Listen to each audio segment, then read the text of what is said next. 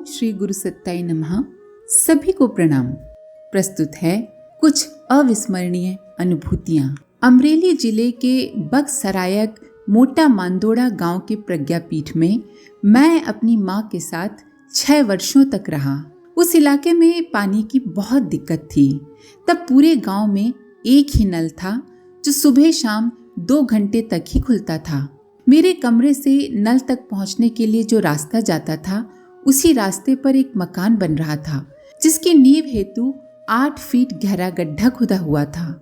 कच्चे रास्ते के बीचों बीच खोदे गए इस गड्ढे पर लोगों के आने जाने हेतु लकड़ी का पटरा डाल दिया गया था। वैसे तो मैं हर रोज सुबह सुबह ही नल पर जाकर पीने का पानी भर लिया करता था, पर उस दिन मुझे पुंसवन संस्कार कराने अमरेली जाना था। इसी कारण पानी नहीं भर सका। मेरी माँ 90 साल की थी, इसीलिए मैंने उन्हें पानी भरने से मना किया और कहा कि मैं शाम को आकर पानी भर दूंगा। मेरे सामने तो उन्होंने हाँ कर दी, किंतु मेरे जाने के बाद ममता की मारी वे सोचने लगी, बेटा थका हारा शाम को आएगा और फिर उसे पानी लाने जाना पड़ेगा। इससे तो अच्छा है मैं ही धीरे धीरे पानी ले आती हूँ। बस ये सोचकर वे पानी लेने चल पड़ी और विधाता को जो मंजूर था वही हुआ। जब वो लकड़ी के पटरे पर पैर रखकर नींव के गड्ढे के ऊपर से गुजर रही थी तो लकड़ी डगमग हुई, पैर फिसला और वे सीधे 8 फीट गहरे गड्ढे में जा गिरी। उनके गिरते ही आसपास हल्ला मच गया। पास के स्कूल में 40-50 बच्चे पढ़ रहे थे। शोर सुनकर वे सभी दौड़ पड़े। गड्ढे के अंदर टेबल डालकर उन बच्चों ने मिलकर माँ को बाहर निकाला और कमरे पर पहुंचा दिया तथा शरीर में लगे चोट पर हल्दी भी लगा दी। शाम को मैं वापस लौटा तो बस से उतरते ही लोगों ने मुझे बताना शुरू किया कि सुबह पानी भरते हुए आपकी माँ गड्ढे में गिर पड़ी और उन्हें काफी चोट आई है। इतना सुनते ही मैं तेजी से घर की ओर चल पड़ा। मेरा मन माँ पर झल्ला उठा था। जब मैं पानी लाने के लिए मना कर चुका था तो जाने की जरूरत ही क्या थी। मुझे तो पहले ही शक था कि पानी लाने जाएंगी तो गड्ढे में जरूर गिरेंगी, और आखिर हुआ भी वही। अब अगर इस बुढ़ापे में कोई हड्डी टूट गई तो क्या होगा। तरह तरह की चिंताओं से घिरा जब मैं घर पहुंचा तो देखा कि वो बिस्तर पर लेटी हुई जोर जोर से करहा रही थी। उनका पूरा शरीर गहरी चोट से काला पड़ गया था। मुझे देखते ही वो बिलख बिलख कर रोने लगी। उनका ये हाल मुझसे देखा नहीं जा रहा था। मैंने पूज्य गुरुदेव से प्रार्थना की, हे गुरुदेव, इस मुसीबत से उबरना हमारे बस की तो बात नहीं है। इस उम्र में अगर मेरी माँ चलने फिरने के काबिल नहीं रही तो मैं क्या करूँगा। अब तो आप ही हमें इस मुसीबत से उबार सकते हैं। चिंता में डूबा हुआ मैं बाहर निकला और गांव के वैद्य को साथ लेकर वापस आया। माँ की हालत देखकर वे सशंकित भाव से सिर हिलाने लगे। उस समय माँ की स्थिति इतनी नाजुक थी कि वो अपने हाथ पैर की उंगलियां भी नहीं चला पा रही थी। वैद्य जी ने कुछ दवाइयां दी और जाते हुए कहा, पूज्य गुरुदेव पर भरोसा रखिए, उन्होंने चाहा तो सब ठीक हो जाएगा। गुरुजी का ध्यान करके मैं सो गया। प्रातः उठा तो देखता हूँ कि माँ के कमरे की बत्ती जली हुई है। सोचा माँ तो उठ नहीं सकती, फिर लाइट किसने जलाई। जिज्ञासावश माँ के कमरे में गया तो देखा कि माँ का बिस्तर खाली है। मैं चक्कर में पड़ गया। वो तो हाथ पैर भी नहीं हिला सकती थी, फिर आखिर गई तो कहाँ गई। मैं तेजी से पलटकर कमरे से बाहर निकला तो देखा माँ स्नान करके वापस आ रही थी। मेरे तो आश्चर्य का ठिकाना न रहा। रात भर में ऐसा क्या जादू हो गया कि माँ आराम से चलने फिरने लगी। मुझे आश्चर्यचकित देखकर माँ ने मुस्कुराते हुए कहा, बेटा रात को गुरुदेव आए थे। वे बोले, उठ खड़ी हो जा, तुझे कुछ भी नहीं हुआ है। उनकी बातों में न जाने कैसा जादू था कि मैं एक ही झटके में उठकर खड़ी हो गई। जैसे ही मैं उनके चरण छूने के लिए आगे बढ़ी, वे अचानक गायब हो गए। उनकी कृपा से अब मैं बिल्कुल ठीक हूँ।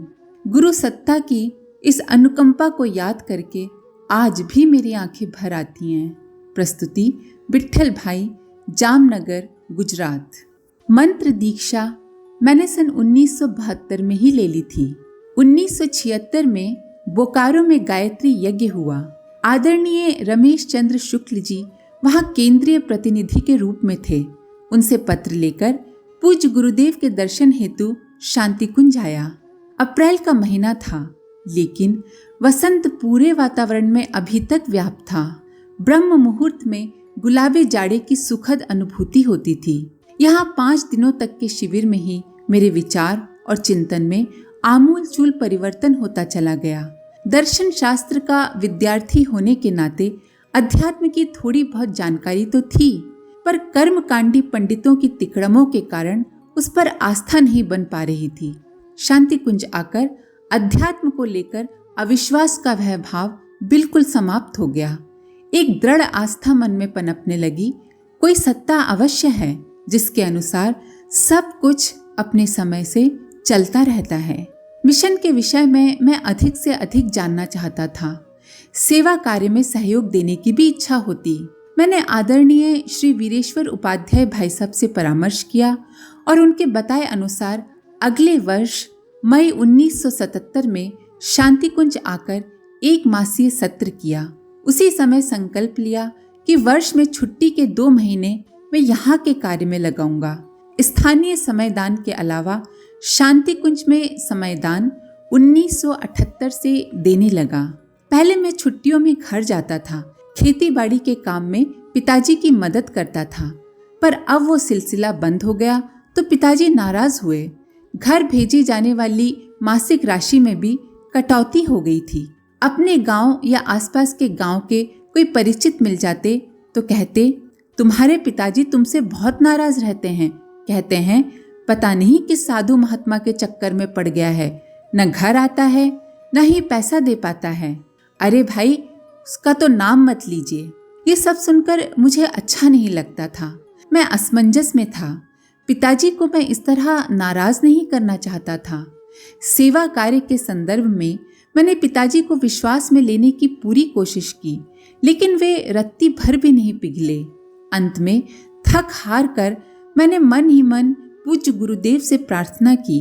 मुझे पूर्ण विश्वास था कि गुरुजी ही इसका समाधान निकालेंगे। 1969 में पिताजी बद्रीनाथ जाने के लिए राजी हुए। पहले शांति कुंज आकर सामान रखने की व्यवस्था बनाई गई। फिर पिताजी को साथ लेकर पूज्य गुरुदेव से मिलने गया। गुरुजी बोले, बेटा इन्हें बद्रीनाथ घुमा लाओ। पूज्य गुरुदेव की बातें सुनकर पिताजी को बड़ा आश्चर्य हुआ। नीचे आकर मुझसे पूछने लगे, इन्हें कैसे मालूम हुआ कि हम बद्रीनाथ जा रहे हैं? मैंने कहा, मुझे क्या मालूम, मैं तो आपके ही साथ हूँ। बद्रीनाथ से लौटकर शांति कुंज में 2-1 दिन रुकने के लिए पिताजी से पूछा तो वे राजी हो गए। शांति कुंज के स्नेहिल वातावरण ने उनका मन मोह लिया था। बोले, मुझे यहाँ बहुत अच्छा लग रहा है, जब तक चाहो रुको। इसी बीच एक दिन कमरे में आकर आश्चर्य से उत्तेजनापूर्ण स्वर में कहने लगे, अरे गुरुजी तुम लोगों को मूर्ख बनाकर रखे हुए हैं। ये आदमी नहीं है, ये भगवान के सिवा कुछ हो ही नहीं सकते। आश्चर्यचकित होकर मैंने पूछा, क्या हुआ, ऐसा क्यों कह रहे हैं आप? तो वे बोले, आज एक लड़का जिसको मरे हुए घंटे भर से ज्यादा हो गया था, उसे उन्होंने जिंदा कर दिया। घटना को पूरे विस्तार से बताते हुए बोले, मरे हुए उस लड़के को लेकर कुछ लोग गुरुजी के पास गए।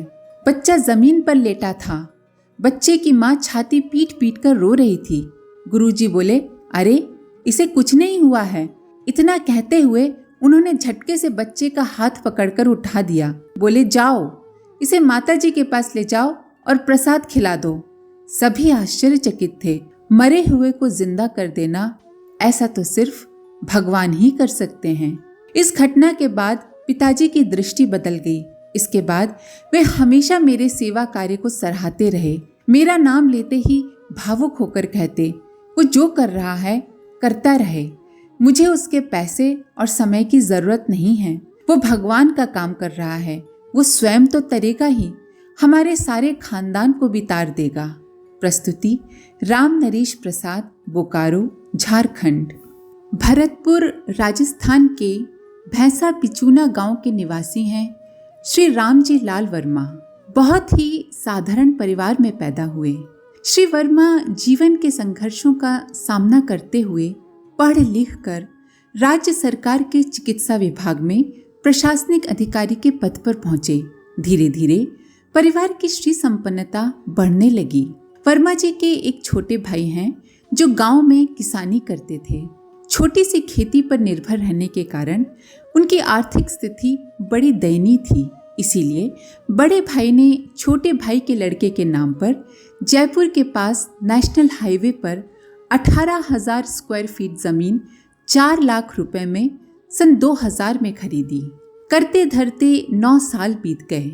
छोटे भाई की अभावग्रस्तता दिनों दिन बढ़ती गई। शानो शौकत से जीने के आदि छोटे भाई ने ब्याज पर कर्ज लेना शुरू किया।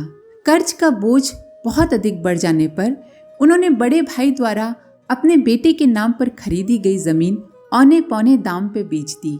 सन 2009 में उस जमीन की कीमत 10 लाख हो चुकी थी, जबकि वो बेची गई सिर्फ 50,000 रुपए में। इससे कर्ज नहीं चुका तो ट्रैक्टर भी बेच दिया गया।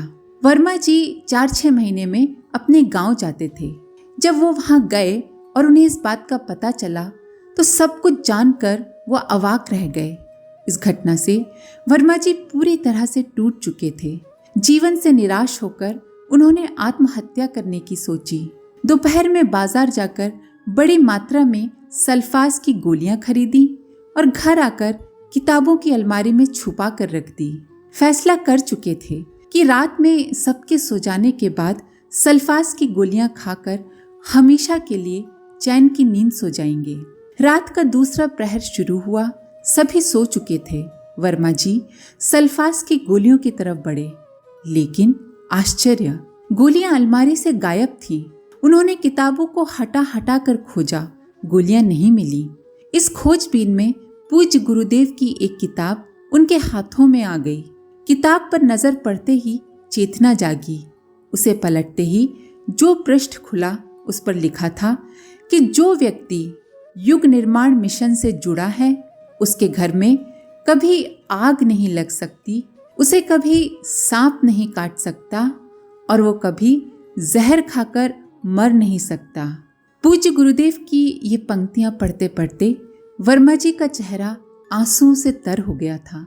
वे देर रात तक हिचक हिचक कर रोते रहे। आत्महत्या करने का उनका निर्णय अब बदल चुका था। अगले कई दिन तनाव में ही बीते। कीमती जमीन का हाथ से जाना, सगे भाई द्वारा किया गया विश्वासघात, ये सभी बातें उन्हें दिन रात बेचैन किए रहती थी। आखिरकार एक दिन वे शांति कुंज के लिए निकल पड़े। शांति कुंज पहुंचकर उन्होंने निर्धारित कक्ष में अपना सामान रखा और नहा धोकर अखंड दीप के दर्शन किए। उसके बाद समाधि स्थल पर आए।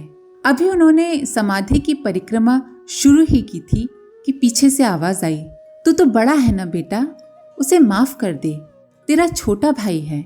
मैंने तुझे यहाँ इसलिए बुलाया है कि तू पीछे का सब कुछ भूलकर मेरा काम कर। करेगा ना बेटे? वर्मा जी ने पलट कर देखा। सामने पूज्य गुरुदेव सफेद धोती कुर्ता पहने मुस्कुरा रहे थे। वे लपक कर गुरुदेव की तरफ बढ़े।